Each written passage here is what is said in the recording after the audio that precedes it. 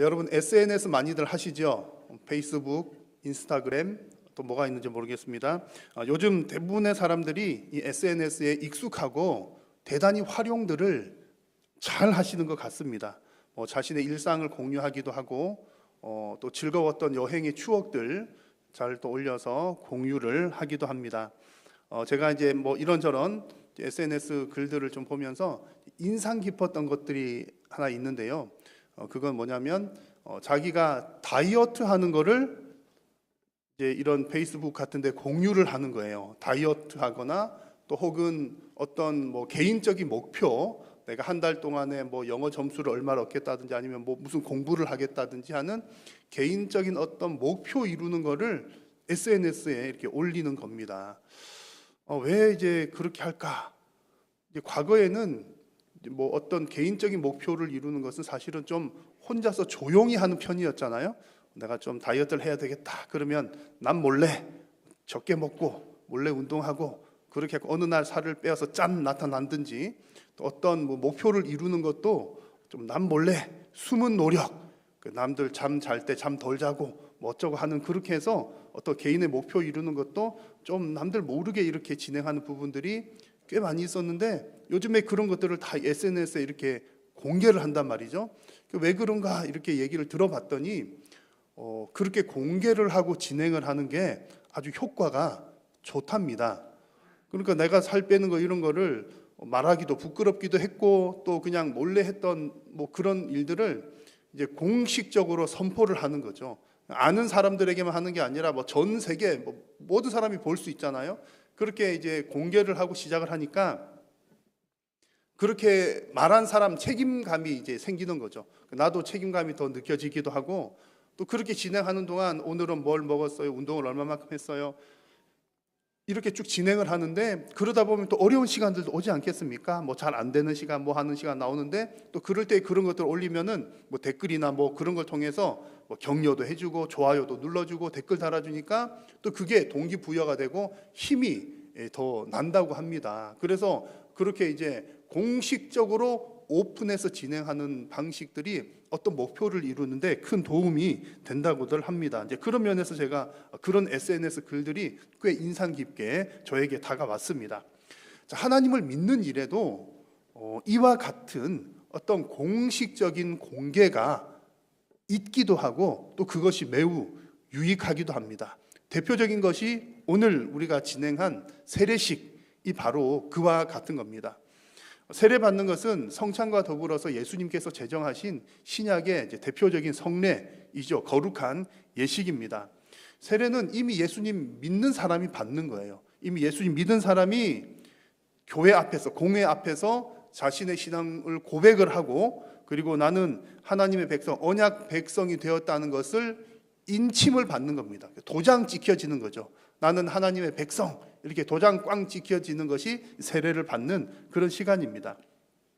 이 세례 받는 것은 내가 하나님 믿는 거니까 어떻게 보면 혼자서 조용히 믿어도 될 것 같고 또 그렇게 할 수도 있지만, 굳이 공개적으로, 세례는 공개적으로 믿음을 알리는 겁니다. 그것이 세례식이지요.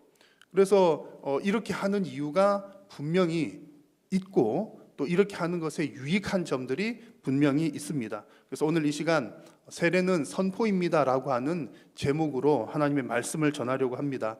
이 시간에 세례의 의미가 무엇인지도 한번 생각을 해보고, 또 세례 속에 담긴 선포의 의미가 어떤 것이 있는지를 함께 나누려고 합니다. 오늘 세례를 받으시는 분들뿐만 아니라 이미 세례를 받으신 분들에게도 오늘 이 말씀이 아주 유익할 줄로 확신을 합니다. 그래서 그 의미들을 다시 한번 생각하시면서 우리 모두의 신앙이 또 한 걸음 더 성숙해 나가는 시간이 되시기를 바랍니다.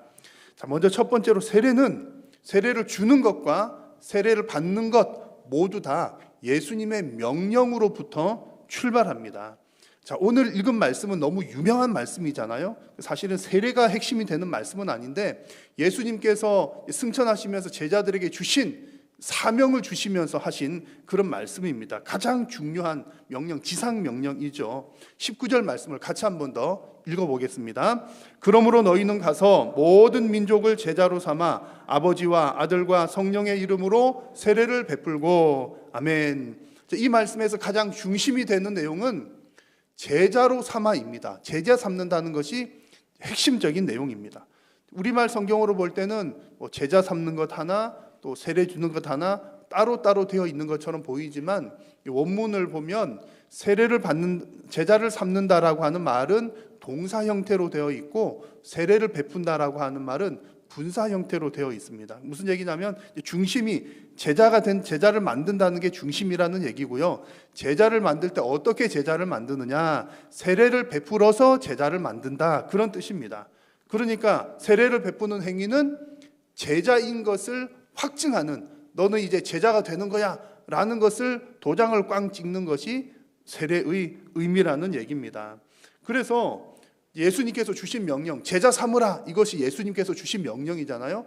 제자를 삼으라는 것도 예수님의 명령인 것처럼 제자를 삼을 때는 세례를 베풀어서 제자를 삼아야 되니까 세례를 베푸는 것 역시 예수님의 명령이라는 겁니다.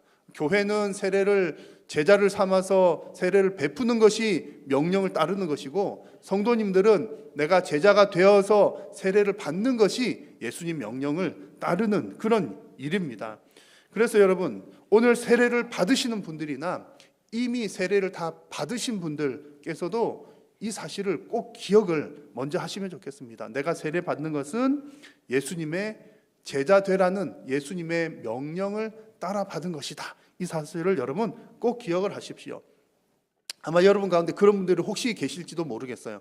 나는 처음 세례 받을 때 아무것도 모르고 우리 부모님이 받아라고 그래서 받았습니다 라든지, 또 혹은 우리 구역장님이 하도 세례를 받아야 된다 그래가지고 받으셨다든지, 또 혹은 주일학교 선생님이 꼭 받으라고 해서 받으셨다든지, 그런 어떤 사람들의 권유나 압력에 의해서 받으신 분들이 혹 계실지 모르겠지만, 근본적으로 세례는 제자를 삼으라고 하는 예수님의 명령과 더불어 나온 것, 예수님의 명령을 따라 받으셨다는 사실을 여러분 꼭 기억을 하시면 좋겠습니다.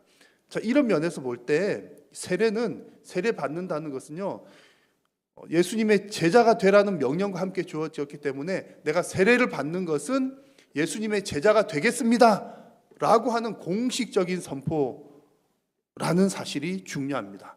무슨 말씀인지 아시겠죠? 예수님께서 제자로 삼아서 세례를 베풀면서 제자 삼으라 그러셨으니까 내가 세례를 받는다는 것은 예수님 제자가 되겠습니다, 그런 의미가 담겨져 있다는 얘기입니다. 자, 여러분 세례 다 받으셨습니까? 아마 거의 대부분 받으셨을 줄로 압니다. 그렇다면 여러분들은 세례 받는 그 순간이 저는 예수님 제자가 되겠습니다 라고 선포한 순간이었다는 말씀입니다. 제자로 살아가는 것은 쉽지가 않지요. 그런데 그냥 열심히 하려고 해도 쉽지 않은데 잊어버리고 살면 더 쉽지가 않습니다. 그래서 여러분 늘 기억하실 것은 나는 어떤 사람이다? 세례 받은 사람이다. 세례 받은 사람은 뭐 하기로 결단한 사람이라고요? 예수님 제자 되기로 결단한 사람입니다. 여러분, 그래서 제자로서 살아가기 힘드실 때는, 제자 그러면 좀 부담감이 먼저 오잖아요. 그럴 때 더 중요한 것, 더 근본적인 것, 나는 세례 받은 사람이다. 세례를 받았으니 마땅히 예수님의 제자로 살아야 한다 라고 여러분 날마다 결단하는 여러분 다 되시기를 축복합니다. 자, 두 번째로 이 세례는 죄 씻음의 예식입니다. 여러분 이 말씀은 잘 아실 거예요. 죄 씻음의 예식, 죄를 씻는 예식이 세례입니다. 물론 우리가 언제 죄 씻음을 받느냐면 예수님을 믿을 때에 죄 씻음을 받습니다. 그리고 세례를 통해서는 죄 씻음 받은 것을 가시적으로 눈으로 보기에 확인하는 시간이 세례를 베푸는 시간입니다.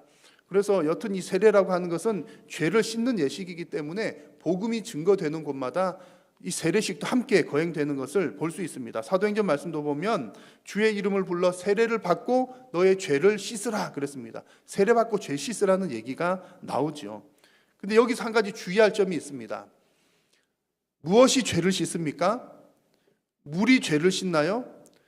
세례를 베푼다는 것은 하나의 예식이라는 사실을 기억해야 됩니다. 그래서 세례를 받는 행위 자체에 죄를 씻는 효력이 있는 것이 아니라 누구의 이름으로?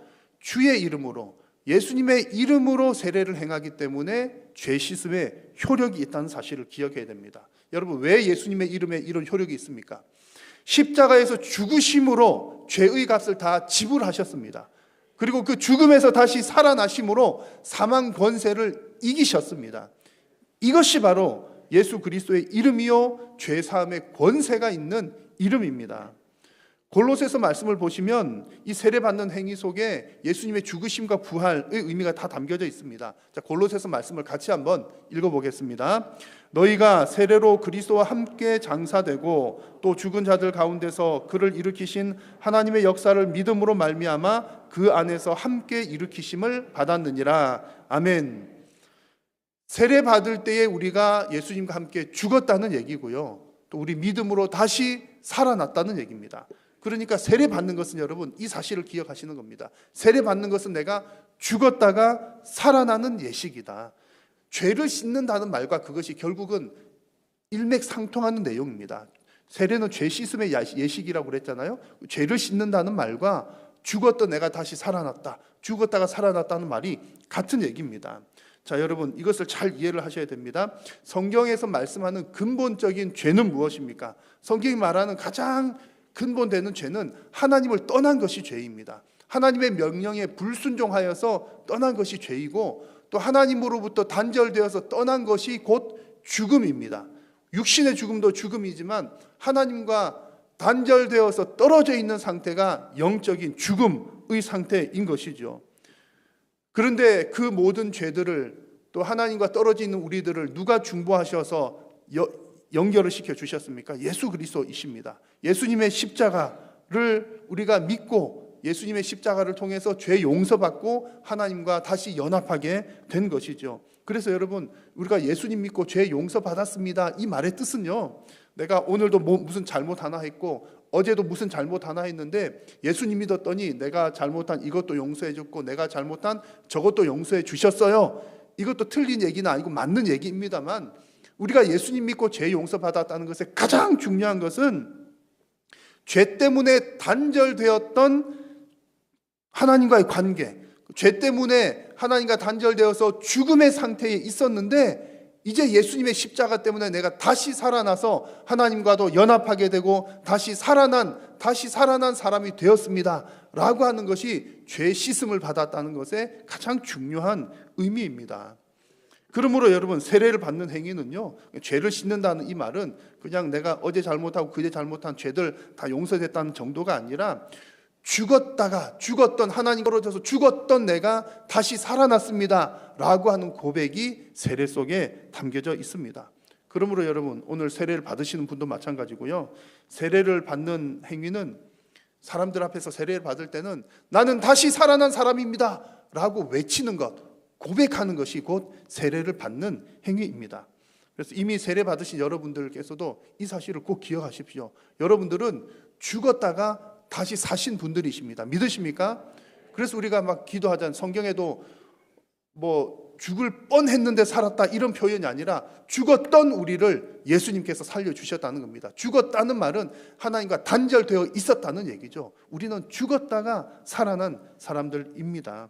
그래서 이미 세례를 받았다는 사실 속에는 죽었던 우리가 살아났다는 의미가 담겨져 있으므로 이 사실을 늘 마음에 품으시면서 하나님 앞에 또 믿음으로 승리하시기를 바랍니다. 자, 지금 우리는 이 세례 속에 담긴 어떤 선포의 의미들을 살펴보고 있는 중입니다. 세례는 물로 씻는 아주 간단한 예식이지만 그 간단한 물로 이렇게 베푸는 예식 속에는 아주 중요한 선포의 의미들이 담겨져 있다는 거죠.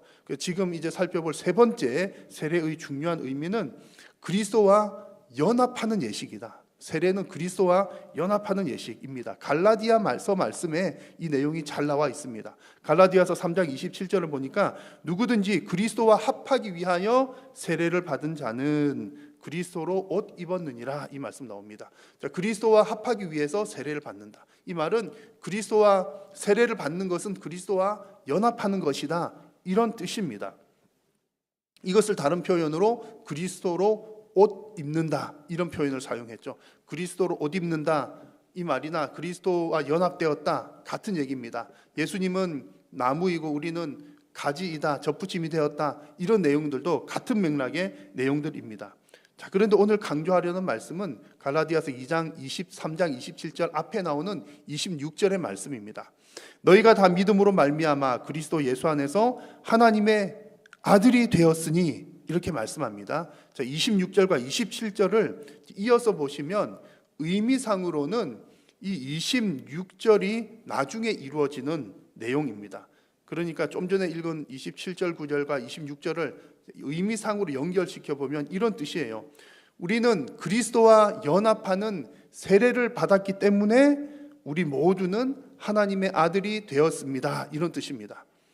나도 그리스도와 연합하였고 아무개도 그리스도와 연합이 되어서 우리 모두는 다 하나님의 아들이 되었습니다. 그런 내용입니다. 그래서 이어지는 28절 말씀에 보시면 너희는 유대인이나 헬라인이나 종이나 자유인이나 남자나 여자나 다 그리스도 예수 안에서 하나이니라, 이렇게 말씀을 마무리를 하고 있는 것이죠. 여러분, 세례는 뭐 하는 거라고요? 첫 번째는 그리스도와 연합하는 겁니다. 근데 그리스도와 연합했다는 것은 결국은 우리 모두가 다 하나 되게 하셨다, 우리 모두가 한 가족이 되게 하셨다는 말씀입니다. 그러므로 세례는 우리가 한 가족 되었음을 선포하는 예식입니다. 우리가 이렇게 공포를 하잖아요. 아무개는 뭐 이렇게 세례를 받고 이제 한일교회의 이제 세례 교인이 되었다, 공포하는 것은, 세례 교인이 되었다는 것은 우리 교회의 어떤 공식 회원이 되었다는 겁니다. 행정적으로는 공식 회원, 공동의회의 회원이 되었다, 이렇게 표현하지만 우리 정서적으로 또 그리고 말씀으로 볼 때는 결국은 우리가 다 한 가족이 되었다라고 하는 그런 의미입니다. 그래서 이 세례는요, 공식적으로 받는 것이 중요합니다. 교회 앞에서 공식적으로 우리 한일교회의 가족이 된 것을 이제 공포하는 시간이기 때문입니다. 그래서 오늘 세례 받으신 우리 이예숙 성도님도 그러고요, 또 2부 예배 시간에 받은 우리 자녀들도 마찬가지입니다. 세례를 받고 입교를 한 것은 이제 우리 공식적으로 우리의 가족이 되었습니다, 이렇게 공포를 한 것입니다. 만약에 목사님, 저는 세례는 받고 싶지만 가족은 부담스러워요, 가족은 안 되고 싶어요, 그런 사람들이 혹시 계실지도 모르겠어요. 또 이미 세례 받으신 여러분들 가운데 저는 그냥 혼자 조용히 신앙생활 하는 게 좋아서 가족은 좀 부담스럽습니다, 그런 분들이 혹시 계실지 모르겠는데, 이 일은, 우리가 하나님의 가족이 된다는 것은 여러분이 원치 않아도 자동적으로 그렇게 되어지는 일입니다. 마치 내가 원하진 않지만 우리 한 부모 안에서 태어나면 우리 자식들은 다 할 수 없이 가족이잖아요. 내가 우리 형님 대단히 싫어도 아니 부모님이 같은데 어쩌겠어요. 내가 나 여동생 너무 얄미워도 부모가 같은데 어떻게 하겠습니까? 그래서 세례를 받는 사람도 마찬가지입니다. 나의 의도와는 상관없이 우리가 예수 그리스도와 연합하였고 하나님을 한 아버지로 모시기 때문에 우리는 어쩔 수 없이 한 가족이 된 줄로 믿습니다. 아멘. 약하신 분들이 계시네요. 여러분, 옆에 계신 분들은, 그래서 우리가 뭐 교인들끼리는 형제님 자매님 그러잖아요. 요즘에 그런 말 잘 사용 안 해서 조금 오래된 것도 같은데, 한번 그런 마음을 담아서 옆에 계신 분들에게 형제님 자매님 사랑하고 축복합니다, 이렇게 한번 인사 한번 하겠습니다. 시작. 형제님 자매님 사랑하고 축복합니다. 사실은 이제 목사님, 뭐 권사님, 장로님, 집사님 이런 호칭보다 형제님 자매님, 사실 그게 참 좋고 좋은 것 같아요. 여러분, 지나가다 저에게 오개강 형제님 불러주시기를 바랍니다. 자, 마지막으로 이 세례는 또 어떤 선포의 의미가 담겨 있냐면, 말씀대로 살겠습니다 라고 하는 선포의 내용, 결단의 내용이 담겨져 있습니다. 신앙생활을 하면서 결단해야 되는 경우들이 더러 많이 있습니다. 그런데 어떤 때는 한 번만 결단해야 되는 경우도 있고요, 또 어떤 때는 매일매일 결단을 해야 되는 그런 경우도 있습니다. 이것을 잘 구분하는 것이 필요합니다. 오늘 읽은 말씀을 다시 한번 보시면 오늘 말씀에서 이제 두 가지 종류의 결단이 나옵니다. 하나는 세례를 베푼다는 내용에서 나오는, 이제 우리는 하나님의 자녀가 되었습니다, 제자가 되었습니다라고 하는 결단 한 가지, 또 한 가지는 가르쳐 지키게 하라는 말씀에 나오는 하나님 말씀대로 살겠습니다라고 하는 그런 결단입니다. 자, 이 말씀들 가운데 앞부분에 나오는 세례를 받는 것, 이것은 일생에 한 번만 하는 결단입니다. 내가 예수님 믿습니다, 예수님께서 저를 위해서 죽으신 건 믿습니다, 나는 하나님의 자녀가 되었습니다. 이것은 한 번만 하는 결단이라는 얘기입니다. 예수님 믿고 하나님 자녀가 되는 것은 한 번 되면 그 자격이 계속 이어지기 때문에 그렇죠. 만약에 어느 가정에서 자식이 막 태어났는데 이 자녀가 살다가 보니까 우리 부모님이 어떤 때는 밥을 잘 차려주고 어떤 때는 밥을 잘 안 차려주는 거예요. 그래서 이 자녀가 막 헷갈리는 거죠. 아니, 밥을 잘 차려줄 때는 우리 부모님 같았다가 밥을 맛있는 거 안 해줄 때는 너 라면이나 끓여 먹어. 그러면 내 엄마 안 같은 거예요. 그래가지고 해마다 어떤 때는 우리 엄마 맞아요? 우리 아빠 맞아요? 이렇게 막 헷갈려 한다면 이상하잖아요. 그렇죠? 밥을 잘 차려주나 안 차려주나 부모님은 부모님이고 가족은 가족이고 내가 자식인 것은 변함이 없습니다. 그러니까 자녀의 자식이라는 신분은 변하지 않는다는 얘기죠. 하나님께서 우리를 하나님의 자녀로 삼으셨다는 것도 마찬가지입니다. 자녀의 신분, 하나님의 자녀된 신분은 결코 변하지 않습니다. 하나님께서 우리의 손을 결코 놓지 않으시는 줄로 믿습니다. 그래서 우리는 그런 믿음이 있을 때에 세례를 받는 거죠. 그래서 세례는 한 번만 받는 겁니다. 세례는 두 번 받는 게 아니라는 것이 그런 의미입니다. 자, 그런데 평생 동안 계속해서 또 결단하고 또 결단을 해야 되는 경우도 있습니다. 오늘 본문에 나오는 가르쳐 지키게 하라는 그런 말씀의 내용입니다. 예수님을 믿고 하나님의 자녀가 되는 것은 한 번 되면 쭉 이어지는 거지만 하나님의 자녀가 또 하나님의 말씀을 듣고 배우고 말씀대로 실천하는 것은 매일매일 결단하고 또 새롭게 해야 되는 그런 내용들입니다. 하나님의 자녀가 되었지만 내 인생이 완전해지지는 않았기 때문이고 또한 우리는 하나님의 자녀로서 자녀답게 살아야 하기 때문입니다. 그래서 세례를 받을 때는요, 우리가 과거에 이런 거 잘 모르고 받았을 수도 있겠지만 세례를 받을 때는 이런 부분을 단단히 결단을 해야 되는 거죠. 여러분, 세례 받으실 때 어떤 마음으로 세례를 받으셨습니까? 세상에도 보니까 자격증도 되게 많던데 무슨 자격증 있으면 내 인생에 도움이 되니까 세례도 세례 증서 드릴 거거든요. 세례증 받으면 뭐 자격 하나 생긴 거니까 내 인생이 좀 더 편해지지 않을까? 여러분, 그런 마음으로 세례를 받는 것은 아닌 것이죠. 물론 세례 받아서 우리가 받는 혜택들도 너무나 많지만 세례는 그냥 어떤 면에서 볼 때는 부담스러운 거기도 합니다. 왜냐하면 하나님 자녀답게 살아야 하기 때문이죠. 그래서 이 세례는 하나님의 말씀대로 살겠습니다 라고 하는 결단이 담겨져 있는 겁니다. 오늘 세례를 받는 여러분에게 이런 결단이 있으시기를 바라고, 이미 세례를 받으신 여러분들께서도 매일매일 그래, 나는 세례 받은 사람이니까 당연히 오늘도 하나님 말씀대로 살아야지, 하나님 말씀대로 살겠습니다, 성령님 도와주십시오, 이렇게 날마다 결단하는 여러분 되시기를 축복합니다. 우리는 연약하기 때문에 막 이렇게 뭐 마음은 있지만 잘 되지는 않아요. 사실은 예수님 제자로 살아가는 것, 또 말씀대로 사는 것, 잘 안 되는 것 우리가 너무나 잘 알지 않습니까?